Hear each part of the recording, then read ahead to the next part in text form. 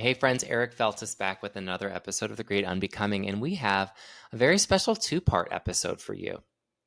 Um, I have the pleasure of talking with two of my clients, Tim Lenko and Brandon Coble, who've both been with me for a little over a year at this point. And I thought that this would be really suitable for Pride because my clients are what I'm proud of. Their transformation, being a part of their transformative journey is something that I'm very proud of. I like to think of the 10-week shame-free program as sort of the opposite of conversion therapy, where conversion therapy tries to kind of force you to be something you're not. The shame-free gay life program encourages you and helps you and inspires you to be who you have always been meant to be, which is exactly aligned with what this whole podcast is as well. Unbecome that which no longer serves you and become who you've always been meant to be. This is a two-part episode. The first part today, you're going to meet Tim and Brandon, and you're going to hear about, their lives, growing up, all the way to the point of them meeting me. So today's episode kind of shows you what some of my clients' journeys look like until they meet me and kind of get involved in the shame-free community and the program. Y'all, if this inspires you, or I should say, if you're hearing their stories and think, oh my gosh, that's me, I resonate with so much of what they're saying, reach out to me. What do you have to lose? You can email me, eric@lifecoachingbyfeltus.com. You can message me on Instagram, Eric Feltus, ERICFELTES. All you have to do is one word. Type the word help. That's it. You don't need to say or do anything else. You don't have to have the words yet. Reach out to me. I'll see what I can do for you. I have a ton of free resources as well. So we'll just talk and kind of see where it goes from there. Thank you for being a part of this journey with us. And without further ado, here is part one of my conversation with Tim and Brandon. Hello, my friends. Eric Feltus here, life coach, speaker, actor, and host of The Great Unbecoming. This is a show about stories of unlearning. What did you let go of in order to become the person you are today? And what did you gain and learn as well? This is a show about letting go of stories that no longer serve us and stepping into our own authenticity. It's about unbecoming what society says you should be and remembering who you are and who you are meant to be. So sit back, relax, and welcome to The Great Unbecoming.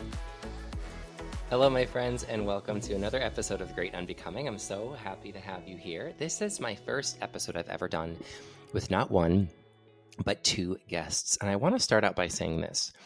The relationship between a life coach and a client is unlike any other relationship I have ever experienced in my life, particularly working with gay, bi, trans, people who identify as male, to become more resilient to shame, right? Shame hates to be talked about.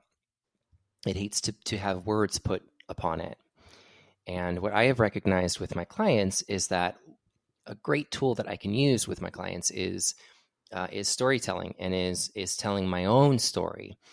And unlike therapy, the therapists can't do that as much, right?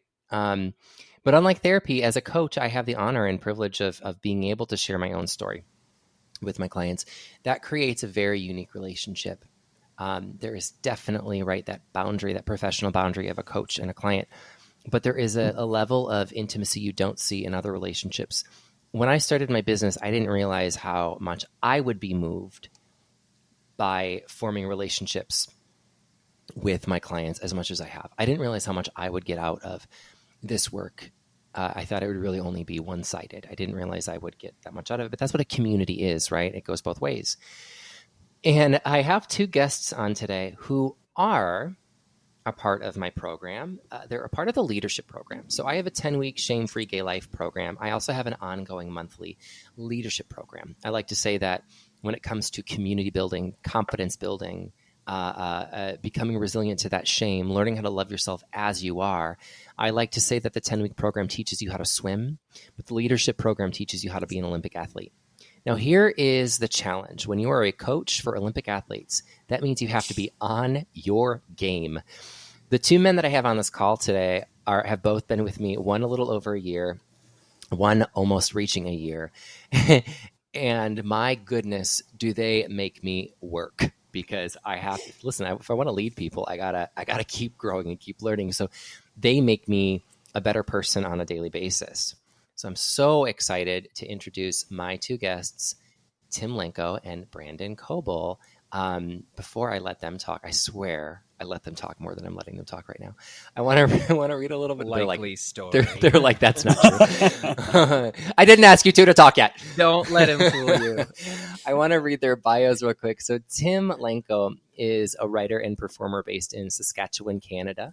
He's produced nearly a dozen plays, just premiered his first indie short film, Fear and Trembling, which he gave me honor of reading, directed by Jeremy Ratzlaff, and is also the host of his own podcast, Putting the Squid to Bed, a podcast about creative people and their craft. Tim is an Enneagram 4-wing 3, the eldest of 8 kids, and once nearly drowned while on duty as a lifeguard. Dun, dun, dun. Wait, pause. Before we get to Brandon, I have so many questions. Tell me first the story of almost drowning as a lifeguard. So being a lifeguard was my high school job. And so when I was 17 and my brain was not fully developed, I was actually, so I misled you slightly with the story. I was actually teaching lessons at that moment. I was teaching other junior lifeguards. So I was training them in this particular that's so much better. You're a writer, and like that's a better story. I mean, a little more humiliating, but please humiliate yourself here.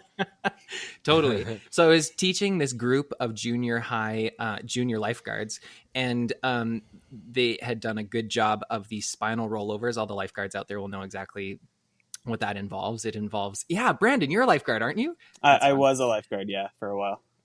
Nice. So these kids did a great job. I asked them what they wanted to do, and they're like, can we rescue someone from a wheelchair? And my 17-year-old brain went back and forth between, well, that's not in the curriculum and that might not be safe, but boy, that would be cool. And so we pulled out a wheelchair. I got into it. I strapped myself into it. I showed them how to rescue me. I tried to let them rescue me. This is safe to tell now because it's 17 years ago, 16 years ago. So I don't think they can retroactively fire me. But my students misremembered my instructions, and they almost didn't save me. So I nearly died while teaching them how to save people. This is such, like, I knew it would be a good story, but oh my God, Tim, you strapped yourself in? I know. I was a fool. I was 17. It was half my life ago. I've grown up since then. Oh my God, I'm never going to let this go. This is such a good story. Nor should you. that I'm gonna hold like over your head. I like to tell my clients, y'all, that like I intentionally put shame into them so that they always need me. It's kind of it keeps me in business. Shame is exciting. Tim, also, before we move on to Brandon, by the way, good luck topping that story. Yes, I also like pitting my clients against each other. Tim, it's a I also space.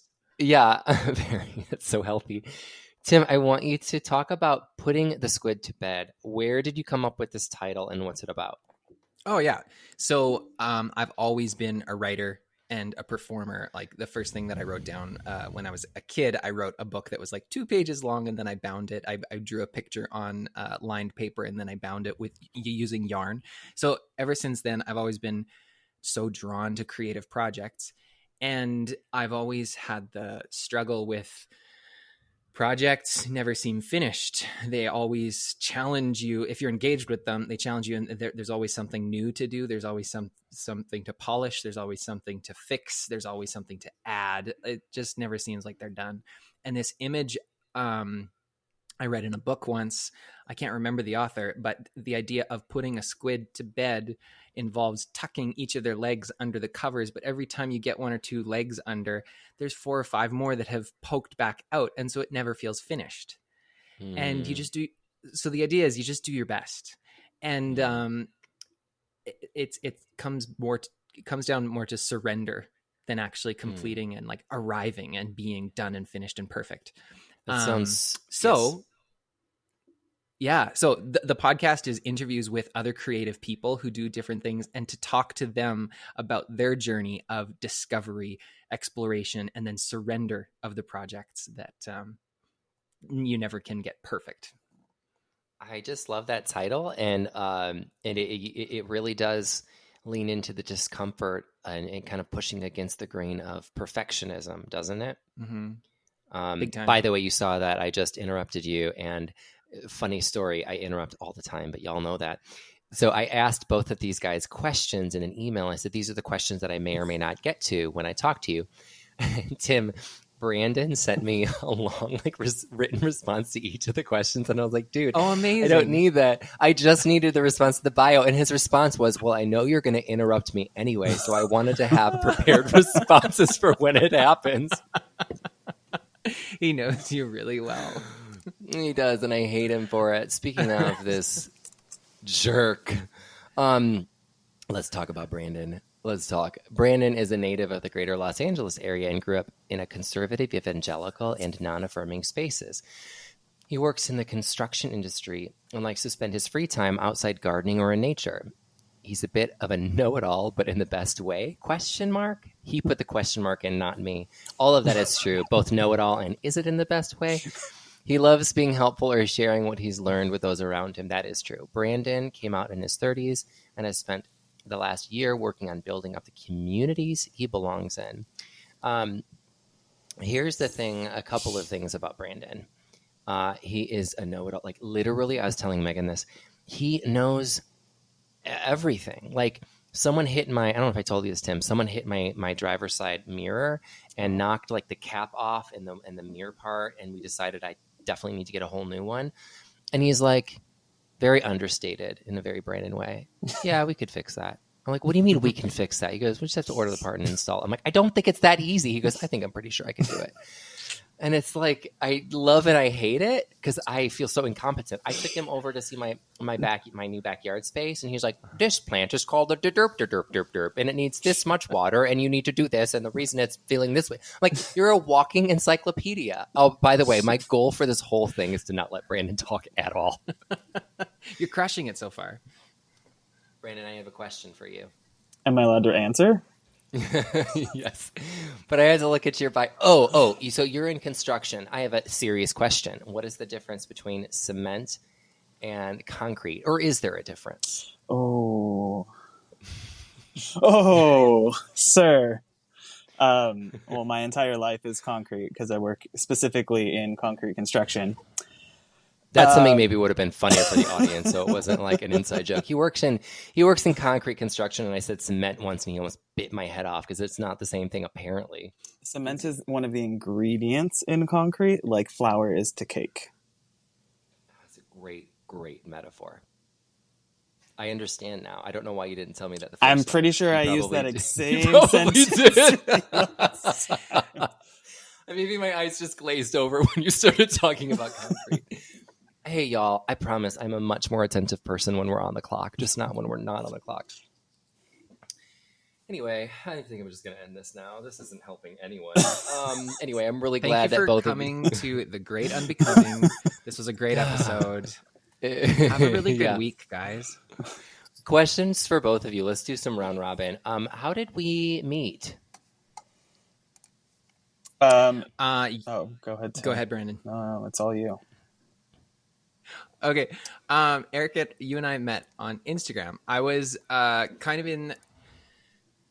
in the journey of figuring out, okay, what am I doing with the intersection of my sexuality and my faith? And I was beginning to, as I was going through a lot of praying and fasting and like discerning, okay, I think that God is actually more okay with this than I initially thought. I started reaching out online to try and find people that were on that journey to just touch base, and like, because I had no one like that in my circle here geographically. And so I just reached out. I actually literally just opened up Instagram and searched the hashtag gay Christian. It feels cringy to say it, but your posts came up with that, and I sent you a DM, and then we started talking, and then eventually we ended up here. Yeah, well, it is so funny that you said cringy because I still use that hashtag. Thank you very much. I'm glad that people think it's cringy.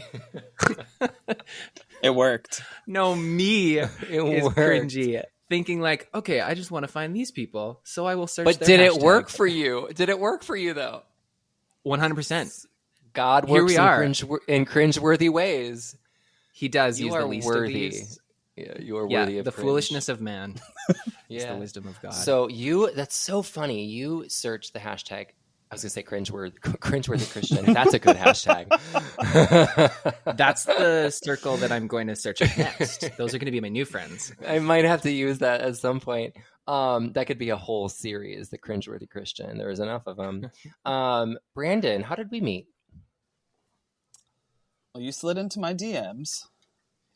Um, That sounds about right.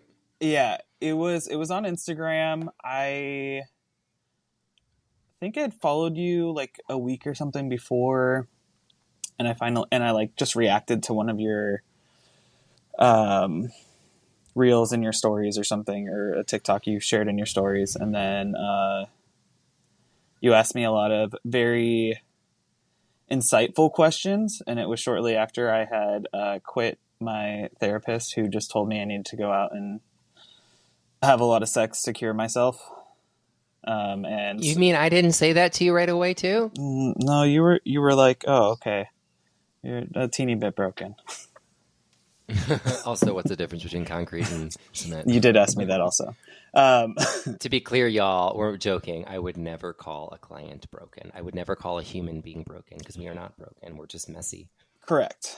But I had a lot of things I was trying to figure out, and I don't remember how my algorithm got to you, but at some point I was doom scrolling and I was like, oh, this guy has some good things to say. He's also not terrible to look at. I did not pay him to say that. He didn't. Yeah. So we met on so we met through Instagram. I want to talk to both of you and maybe we can, again, this is very new to me having two people on at the same time, so this might be a little messy, but I want to hear about your own intersectionalities between, Tim, you touched on this a little bit. Let's start with you. Like, what was it like building up to reaching out to me? Like, where did you stand with God? Where did you stand with your sexuality? And how did you get to that place? Yeah, totally. So I grew up in a Northwest Saskatchewan small rural Baptist church, and it was typical. It was a really close-knit, very conservative place that highly valued hospitality and outreach, and like there was a lot of outreach work. There was a Bible camp that to serve kids and families, and there was a lot of Christmas programs and things for outreach, and they taught us the Bible, the story back to front, or front to back, sometimes back to front as well. Right. Well, yeah. And it was never a really, really big, sharp conversation, but it was deeply understood that traditional marriage, man and woman, was the only way. And so there was never any like gay bashing preaching. There was just this undercurrent of like, okay, we don't want this thing that threatens marriage to advance any further. And that was kind of like just the understanding. So I grew up with that. I kind of call that passive conversion therapy. Like, it wasn't so outward, because I experienced most of that in my life too, of just like, don't talk about it, but because we're not talking about it, it's going to make you feel bad about it, as opposed to being super direct towards. Mm-hmm. Yeah, that makes a lot of sense. And this whole time, I knew that I was gay. There was no time of my life that I didn't know that it was a man that I wanted to be with one day. Wow. And so I knew that this difference would be something that would potentially lose me my community, and like the people that were around me were so important to me. And so I did my best to fit the mold, even though I spilled out of the mold so much all the time anyway. So it was always this back and forth of trying and then not trying, and then trying and not trying to fit in. But so went to Bible college after high school, studied a lot, became like a little bit more convinced, like, okay, I guess the traditional like side B, like looking at it the traditional way is the right way. Like, I don't see any other way in the Bible. Pause. And then explain for anyone who doesn't know what side B is real quick. Yeah, totally. So side A would be Christians who affirm gay and queer sexual expressions of sexuality in marriage. And then side B would be people who embrace the identity marker of gay, but say that marriage is reserved and sexuality at large is reserved for one man and one woman. So traditional marriage. And then there are other perspectives that I can't remember all of the labels, but there are some who would Sure. say the word gay is not even appropriate. Or there are others who, ex-gay is another thing entirely too. Right. So we use these terms a lot, so it's easy to forget that not everyone does. So what I'm Yeah. hearing you say is that through college into your early adult years, you recognize that you were gay or quote unquote same sex attracted, which is often used with the side B community, but didn't feel it was okay for you to act on it. Absolutely. Yeah. Okay. Totally. All right. So that's where you were, And- mid probably early mid 20s and Yeah, early 20s. And I had this dreaded feeling because I felt really, really torn. I was like, I believe in Jesus. I believe in God. I trust him. And everyone around me is telling me that the way I feel about wanting to connect with another human being on this this sexual covenantal level is wrong, and it's antithetical to loving Jesus and following Jesus. So I was like, one of two things is going to happen. I'm either going to pop one day and I'm going to run away from Jesus so that I can live my best gay life, or this depression is going to mount and mount until the point where I do something more drastic about it and I take a different exit ramp. And can I pause you? Yeah. I want you. I think this is super important because I'm seeing Brandon nod, and I'm wondering if this is a universal experience as well. What I'm hearing you say is like, it got to the point where I'm going to explode, and I either have to choose being gay or I have to choose Jesus. And if I don't do one of those things, then I'm going to look for a way out. Did I hear you right, Tim? Absolutely. Yep. And I'm seeing a lot of nods. Brandon, so I want to come back to you in a minute, Tim, but Brandon, can we take you up until that same point in your life where you felt that? Yeah, so I grew up also in a Baptist church, but it was not a small village or, town. It was in a much larger city outside of LA. Small church that kind of became a medium-sized megachurch, and my family was pretty involved with the church, and I just, similar to like what Tim said, there was a lot of passive comments about the LGBTQIA plus community, and women and everything. Nothing that was like overt until I was probably closer to high school, when the church left whatever Baptist conference that we belonged in because they permitted a woman to be lead pastor for a church somewhere. And then later we left whatever conference the church had joined following that, because they allowed a gay man to be head pastor at another church. And so it was never a space. Left. No. The church left the conference that they belonged to. Got it. Yeah. Okay. So we were like Southern Baptist and then American Baptist, I think. And then they just became non-affiliated with any conference, from what I understand. But by that time I had kind of dissociated from the church. But similar to kind of Tim's experience, I was in high school during California's Prop 8 campaign for, protecting marriage. And so our church was handing out bumper stickers and lawn signs and flyers. And, we had a lawn sign outside of our house. And so that kind of instilled in me that whatever feelings I was trying to figure out was not something that I could do. It was not something that was going to be safe for me to do, and not something that was going to be okay for me to do in my household. And so I kind of dug my heels in, and I was like, I'm going to be straight. I'm going to date girls. I'm going to try to join the youth leadership in my high school youth group, which they wouldn't let me, probably because I was less passing than I thought. Jeez, just And by then, just by appearing. I want to ask you a question real quick. You had like you had like a defense, for traditional marriage sign in your yard, Mhm. your parents' yard. And that gave you the sign, oh, wow, I'm not safe here. So many haters that I see in the comment section, I know are gay themselves. So many of them don't know what to do with those intolerable beliefs that maybe they're gay. So instead of processing them themselves, they purge them onto people like me, because people that are living their best lives infuriate them. And so it's, the pot calling a kettle black. So did you take part in any of that, Brandon? Or did you just internalize it, like I'm not safe here? Or did you think that by being actively anti-gay, there's no judgment here, that by being anti-gay, that might help cure you and make you more straight? No, I absolutely took part in it. Does that make you uncomfortable? Is that why you're laughing?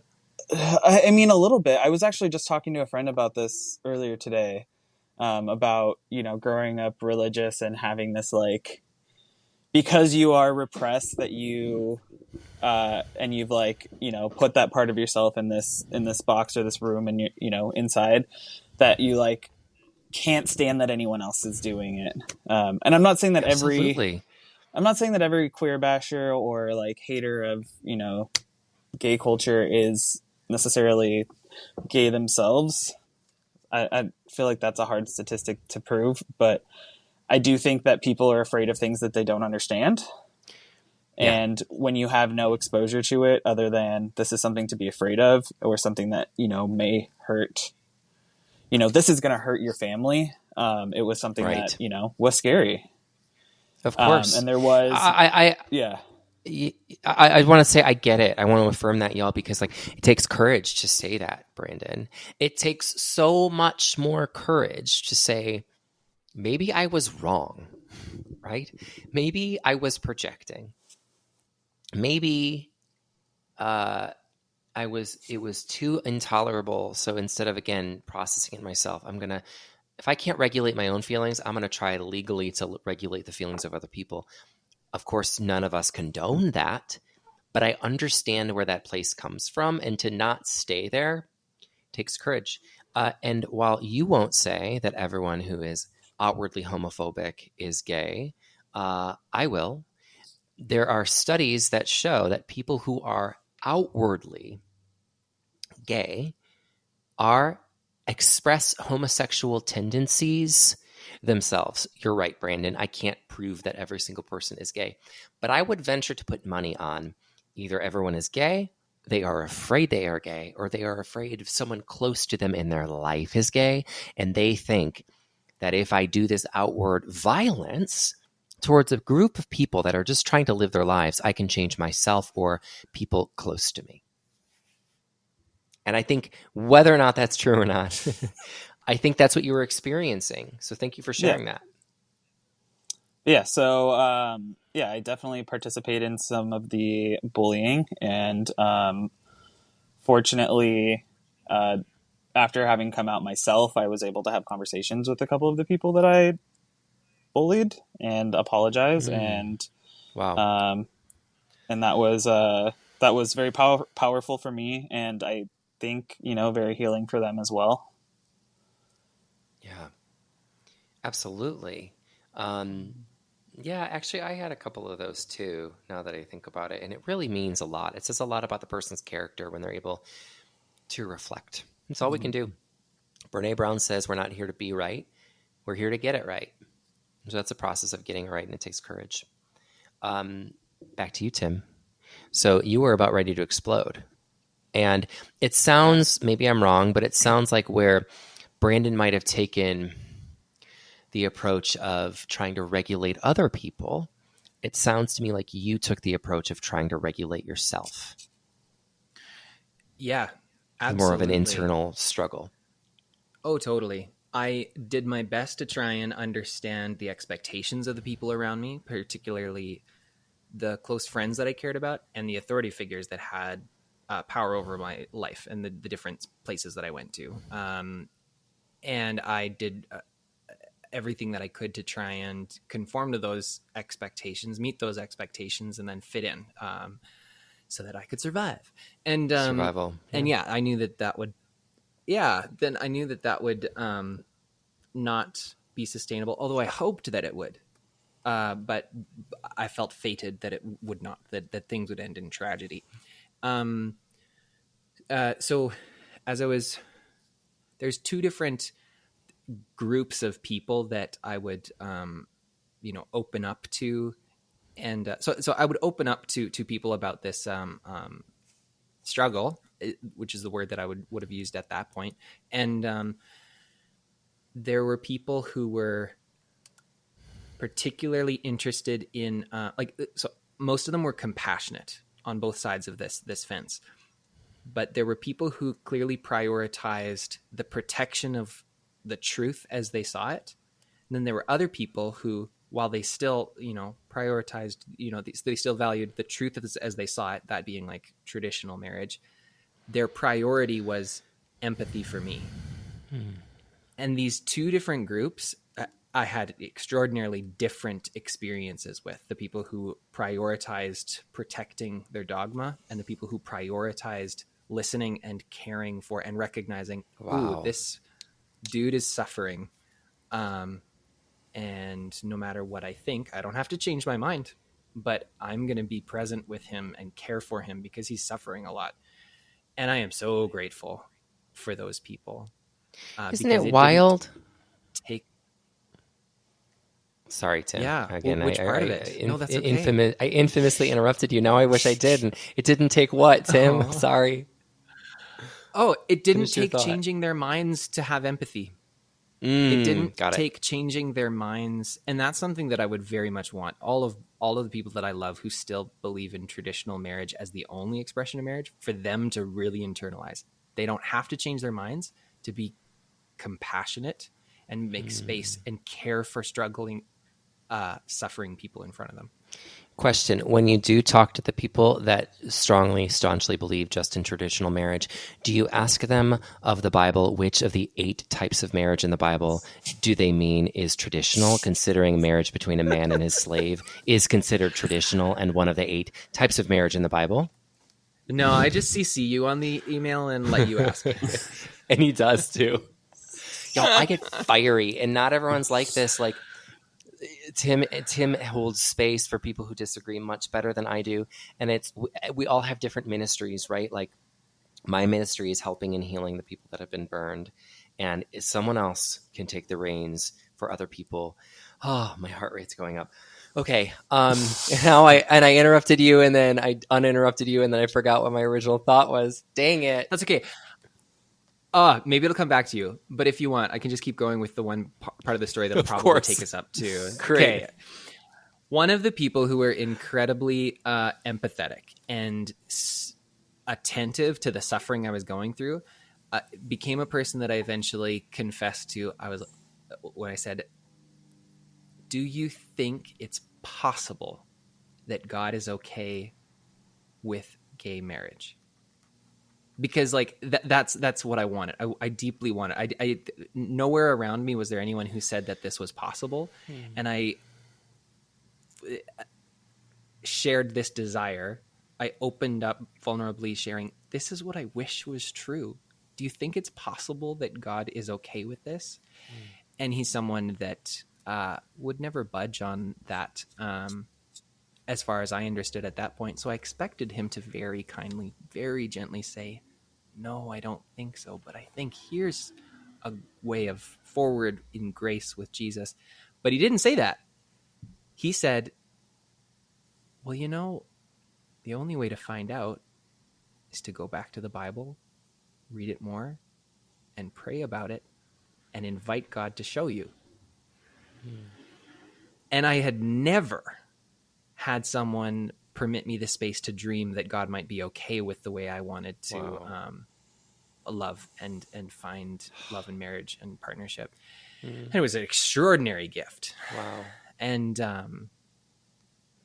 and I'm so grateful for it. And so then that opened the door to a whole bunch of research projects. Like, so I'm a biblical studies major, and so I did a whole bunch of researching and kept finding the conclusion, it's just traditional, there's no other way. And so I'd put it back on the shelf, and then I would feel like, I need to bring it out again because this just won't go away. And eventually I got to the place where I was like, here's other arguments from scripture that make it sound plausible. So even though a really close reading of scripture looks, you can probably make a more airtight case for a traditional way with these particular ways of reading the Bible. There's a really plausible, really possible way of reading it that affirms gay sexuality. And and as I prayed and fasted through it, I never got the no that I was inviting from God. Never. There was only ever compassionate hospitality from his spirit. And so I kind of took the jump, and I was like, well, I'm going to live as if this is true. And that's kind of when I reached out and found you. Wow. Okay. I thought about what I wanted to say, and it ties in very nicely right now. Thank God for that human that gave you permission or an invitation to create space for yourself to find the answers. The Bible is a tool in which we can use to feel inspired. I did have someone, Coach Yema was on the podcast in June, who talked about, what she would do is she still does to this day, use the Bible as looking for ancient truth. And if it leads into a place of love, it's ancient truth. If it leads into a place of fear and scarcity and closed offness, that's not Christ. And so for someone to give you permission to do that, what a beautiful human. And I remember what I was going to say earlier. It blows my mind how many people, when people they love come out, how many people choose to love their church over their own flesh and blood. That to me feels as if that's the antithesis of Christ. So I love that person didn't tell you what you wanted to hear, and also didn't stand staunch in their belief, but instead said, look inside, in a way, in their own way, with their own Christian rhetoric, said, look inside. And that led you to me and to the program, which we'll get to. I love that. I'm grateful. Brandon, where did we leave off, Brandon? Oh, Brandon was anti-gay and making lives for other people a lot harder. Continue. Bully. I was shaking kids down for their lunch money. Yeah. No, I mean, in high school, I was the first time I had a group of guy friends, and so I was trying really hard to be very straight. Preserve that, that fitting in. Yeah. And then outside of high school, I went to a very small Christian liberal arts college, where I didn't major in religious studies, but I essentially had to minor in it. But I was a STEM major. I was in biology and chemistry. And one thing I really loved there was that science and faith don't have to be against each other. They don't have to be in conflict. One of my professors was a bigger name, and I think it was called the Biologos movement, which is like God has his hand in the way the world is working. But he's not doing the whole creation epic every day for us. And, so some things are happening by his will, and some things are happening just because they're going to happen. So anyone listening to this, evolution is real. Dinosaurs existed. Dinosaurs did exist. No, but in college, I think I switched from being more of a bully and more into self-regulating. Sure. I continued to try to date girls here and there, but nothing ever felt right. Anytime a gay man would approach me, I'd try to run away as fast as possible, because it was not something I was interested in pursuing, though my browser history would say otherwise. Been there. Yeah. Um, yeah. And there were a few like drunk interactions with people that, you know, brought a lot of shame because I didn't have anyone to talk about it with. And the people they happened with were people that were friends, or people that I knew that I didn't necessarily feel comfortable having a debriefing conversation about it. Like, hey, we got drunk and fooled around. What does that mean? They're all Avoid, married to run, women now, so fight, flight, yeah. freeze. Yeah. Which is confusing After because, like, I also college, want to say that, like, just because someone has a sexual experience with someone of the same gender does not mean they're gay. So it is confusing because for so long, I thought that I was quote unquote just experimenting. Well, looking back upon reflection, I recognize when you know what the end result is, it's not experimenting anymore. But that doesn't mean like I think I want to give credit to straight men because I think it is really hard to be. I hope I don't get like I hope I don't get canceled for saying this, but I think it is hard to be a man as well, right? A straight man as well, because there's so much toxic masculinity. And why can't straight men be feminine? Why can't straight men experiment like straight women can, right? And so it is hard. We are all put in a box, and that just makes it a little more confusing for gay men because it's like, well, maybe that was just college or whatever, but it just makes it a little more agonizing and more confusing. oh, absolutely. Yeah. Trying to fit in a box that you think, I mean, it's similar. You're trying to fit in a box that you just don't understand or it doesn't fit for you. Yeah, totally. Yeah. So then where did we leave off? So I went through college. Experimenting. I did a Yeah. little bit of experimenting. And then I went and worked at a summer camp. I worked there all through college in the summers, and then I went and stayed there and worked all year round for 2 years after I graduated. And I remember having met a lot more, not I remember, I did meet a lot more queer people working at that camp, and a lot of people that just assumed I was part of their community, which was not something I identified with. And a few of those people I'm very close with now, but you know, they just all assumed I was gay or queer, and never really talked about it much, with the exception of like my my work mom that was there, who was also evangelical and very Christian, and was also kind of part of the like Prop 8 movement and stuff when we were younger, and I knew her when I was in high school. Yeah.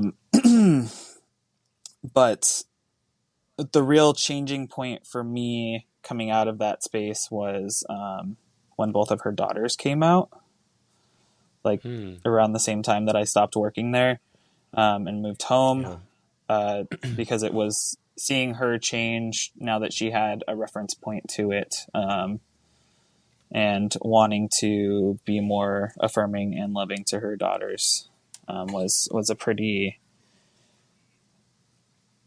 wild thing to experience, even though I was not ready to share that with my parents.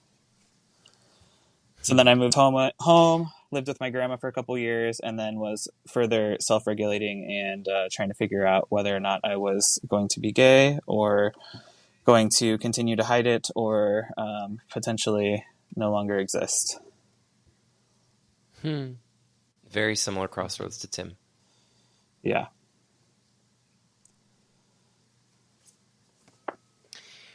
Where in line with us meeting was that?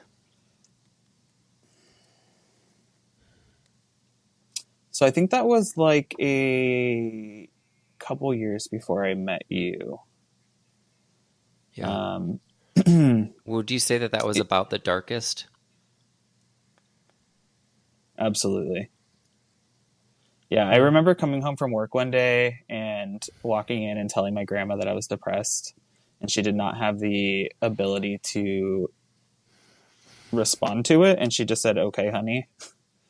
And that was it. And I was like, "Oh, well, maybe today's the day. Wow. It's really hard for me not to get emotional. I mean, God, I can't even preach about pride without getting emotional. And I think, while I make a joke earlier about how I get very fiery and very defensive, and my ministry is not helping others to change, my ministry is to help those who have been burned.